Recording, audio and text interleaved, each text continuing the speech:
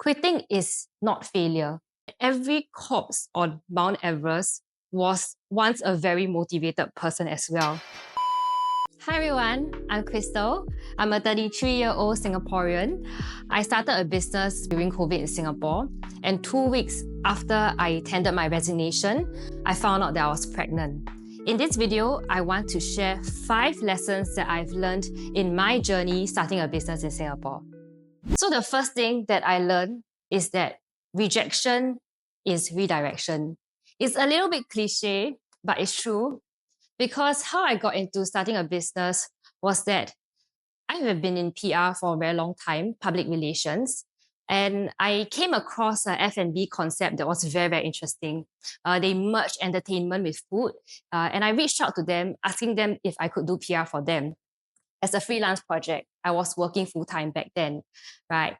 And then when I reached out to them, the immediate response that I got back was that, oh, we don't have a budget for PR. We are a startup. So that actually got me thinking. I was, of course, not very happy that I couldn't take on the project, but it made me realize that, hey, there could be a market here. What if we did PR for SMEs and startups? It's very, very interesting, very exciting to be able to take on very, very new projects and get them out into the media.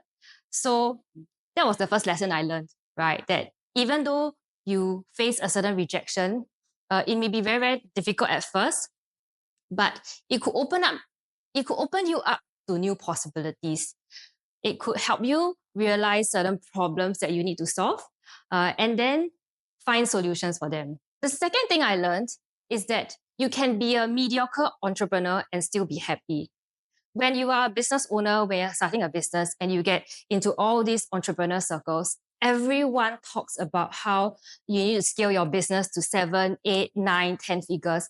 How can you make it past this revenue milestone? How can you grow bigger, better, faster? There is always this talk. And to be very, very honest, it can be very suffocating because it makes you feel like you need to be something. You need to strive for something. It is very, very tiring to constantly be chasing for sales and to constantly be trying to go up to another level. But what I've learned is that it is your own pace, right? This business is completely owned by me.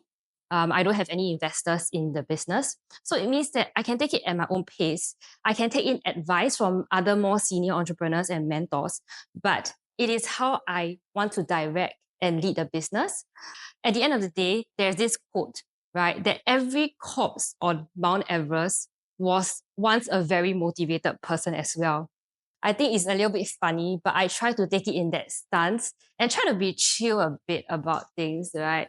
You can feel terrible when things don't go your way, but just take it chill sometimes. Quitting is not failure as an entrepreneur.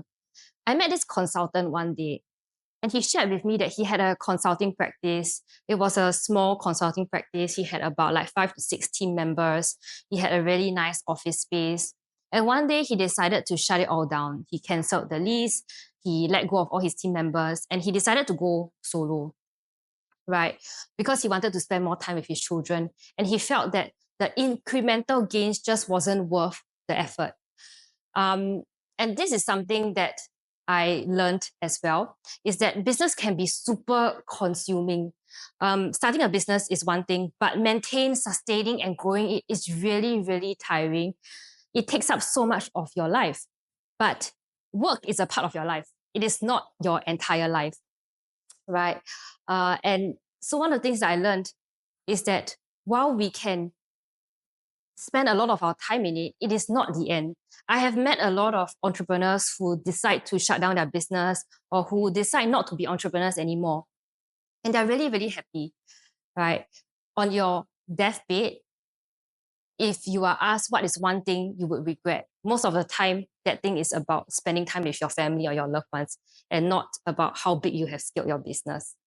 So that's the thing that I learned, that it's okay to quit. It's about finding out what you really want and saying no to things that you don't want and being okay with that. That is not your identity. I also learned that you can only go so far alone. But if you really want to grow as an entrepreneur, you need a team behind you. So when I first started out, I was a freelancer. I was a PR freelancer taking on PR jobs for clients. It was very exciting. I could make my own money. I could take on work at my own time and stuff like that. But I made my first hire when I got pregnant, and I realized I cannot do anything. I cannot do everything on my own, right? And shortly after making my first hire, the team started to grow a little bit. And I asked my husband to support me in running the HR finance side of things. So that's one thing I learned. As an entrepreneur, we all hear that, you can't do everything your own. You have to delegate, That is true, right? You can't do everything on your own. You can't expect your business to scale if you remain the same. When we started our business, revenue doubled every year at the start, right? And every year we did something very different.